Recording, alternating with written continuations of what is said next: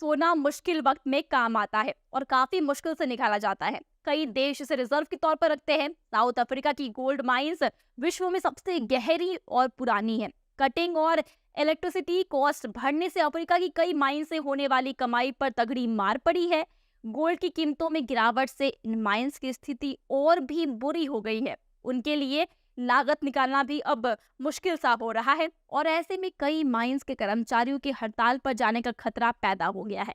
इसके बावजूद दुनिया में ऐसी कई गोल्ड माइंस हैं जिन पर इन हालात का कोई भी असर नहीं पड़ा है और वहां से रोजाना बड़ी मात्रा में सोना निकल रहा है, जिसकी तलाश हमेशा से ही रॉकी को थी, क्योंकि उसे कहीं ना कहीं ये मालूम था कि एक दिन केजीएफ में सोना खत्म हो जाएगा और उसका कारोबार या फिर यूं कहे एम्पायर खत्म हो जाएगा, जिसके कारण वो इंडिया से बाहर ऐसी खानों की तलाश करने लगा जहां वो अपने बिजनेस को अंजाम दे सकता था।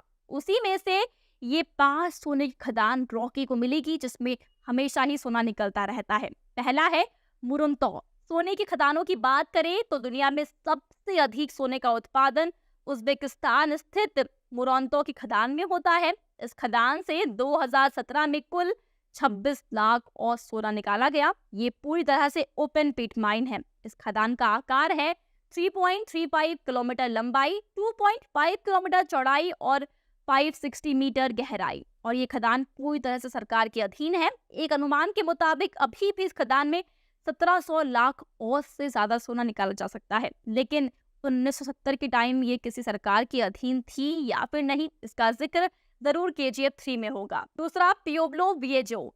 इस खदान में 2 कंपनियां बैरिक और गोल्ड कॉर्प संयुक्त रूप से खुदाई का काम कर रही है। इस माइनिंग में बैरिक की हिस्सेदारी 60% और गोल्ड कॉर्प की हिस्सेदारी 40% है। इस खदान की शुरुआत डोमिनिकन रिपब्लिक में 2012 में हुई थी। 2016 में इस खदान से 11.08 लाख और सोने का उत्पादन हुआ था। तीसरी ग्रासबर्ग।